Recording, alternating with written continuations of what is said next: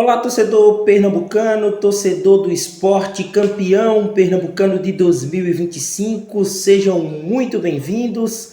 Final do estadual deste ano com o título rubro-negro, 45º título de Pernambuco para o Leão da Praça da Bandeira. O esporte conquista o campeonato pernambucano, precisou das penalidades diante do Retrô, mas conseguiu, esse tricampeonato que era de grande expectativa por parte da torcida e até mesmo para dar continuidade à confiança no trabalho do técnico Pepa, pensando no Campeonato Brasileiro. Para o Retrô, mais uma vez a equipe bateu na trave, e pontos a serem analisados a respeito desse jogo, a gente trazendo a partir de agora dentro do nosso canal. Se você ainda não é inscrito, não perca tempo, vem aqui embaixo, botão vermelho, você se inscreve no canal do Anderson Batista, ativa o sino das notificações, deixa o like nesse vídeo e, claro, a tua participação é de suma importância aqui dentro da nossa plataforma.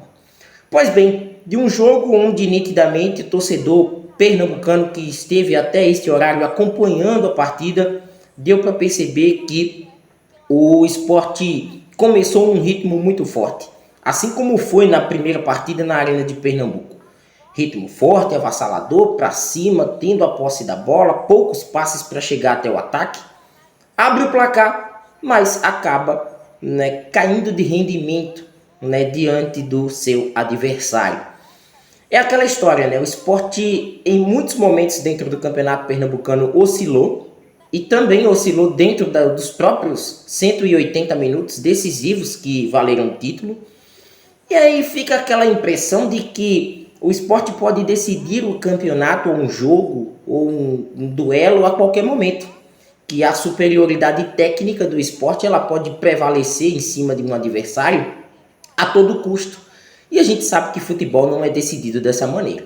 A gente sabe que por mais que um campeonato tenha um nível técnico um pouco mais baixo, se compararmos com o Campeonato Brasileiro, com uma Copa do Brasil ou até mesmo com o Nordestão, mas o Campeonato Pernambucano merece ser respeitado, porque numa decisão são duas equipes que estiveram aí fazendo campanhas jus a estar naquele posto de finalistas da competição. E às vezes é o que falta isso ao esporte, é o comprometimento com o andar da partida, com o andar da final. E a impressão que ficou do esporte, não apenas do jogo de hoje, mas também do jogo passado, é de que a qualquer momento o esporte poderia resolver a partida, mas nunca resolvia.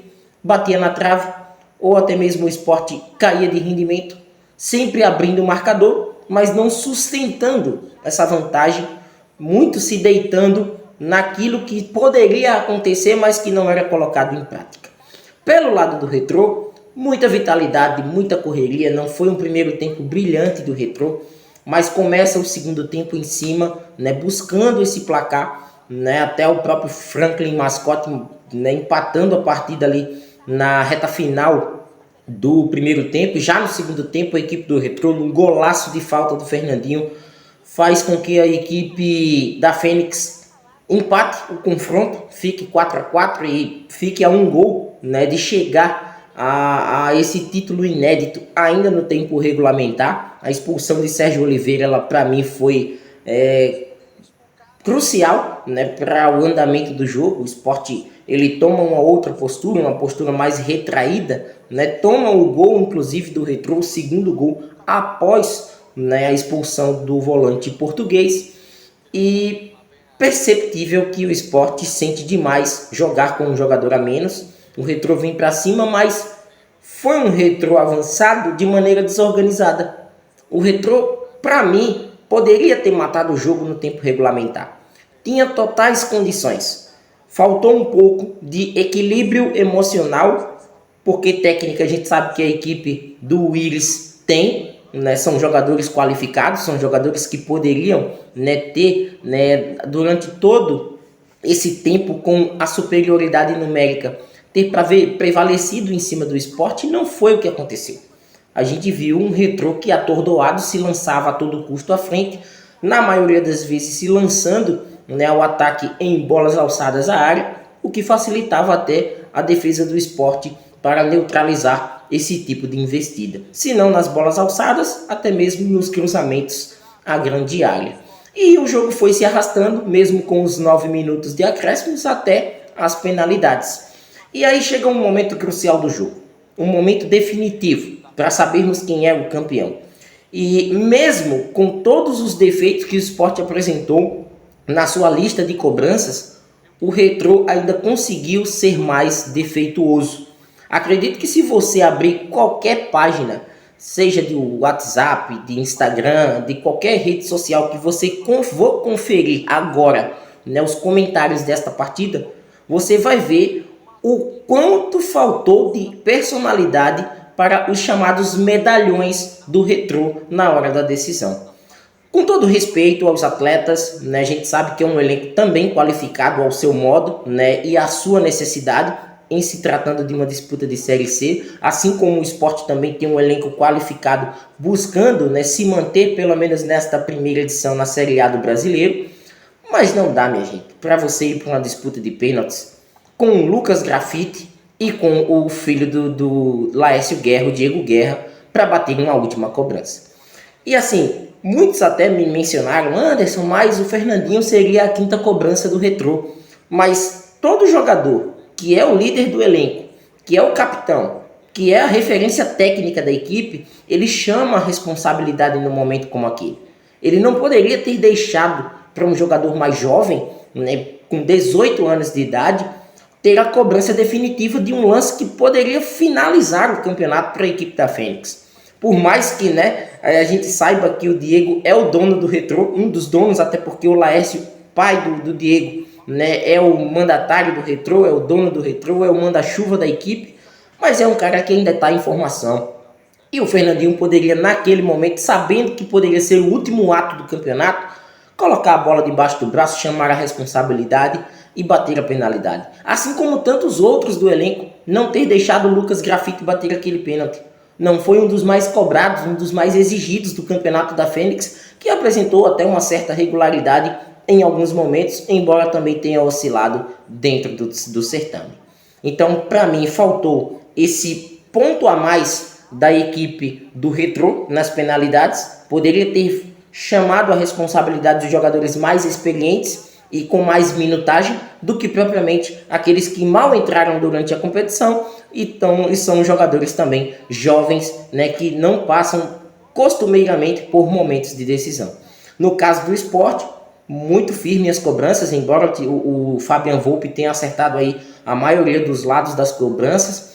A chance do João Silva, ela foi repetida de maneira acertada, muito pelo que aconteceu lá em 22, vocês lembram, né, do título do Náutico, uma chance do Maílson, né, o Maílson acaba adiantando, né, numa penalidade do Náutico e a penalidade ela volta a ser cobrada, né, e foi o que aconteceu hoje. O Fabian Volpi acaba, né, tirando os pés da linha, o que é não mais permitido nas penalidades, e acaba dando essa chance para o João Silva mais uma vez cobrar com êxito e colocar o Sport no 3-1.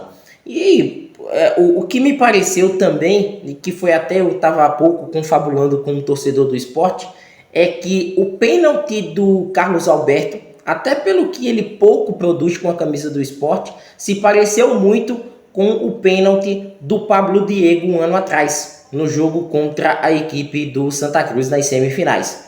Né? Se o Pablo Diego faz aquele lance, tenha tudo para, quem sabe, o Sport seguir bem na competição e, consequentemente, conquistar o título. Foi o que aconteceu hoje, só que num contexto diferente do campeonato. Dessa vez já era a decisão e um jogador também contestado, assim como era Pablo Diego em 2024, Carlos Alberto em 2025, converte a penalidade e daí tira aquele peso das costas, né, do torcedor do Sport, que se visse a cobrança exitosa de Carlos Alberto naquele exato momento, teria a certeza de que o título ele estaria bem próximo.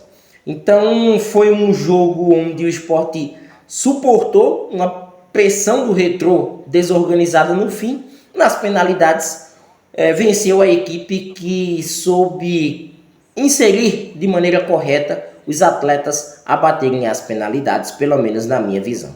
Sport tricampeão pernambucano. O Retrô agora só volta a campo na próxima semana na disputa da Série C do Campeonato Brasileiro. O Sport já tem um compromisso no domingo, 6h30 da noite, na Ilha do Retiro, contra a equipe do Palmeiras. Aí uma virada total de chave, porque a gente sabe das exigências que o Campeonato Brasileiro faz, né, com as equipes nordestinas, em especial o Sport, que está tendo esse retorno à Série A depois de 3 temporadas, esse contato com os jogos mais complicados.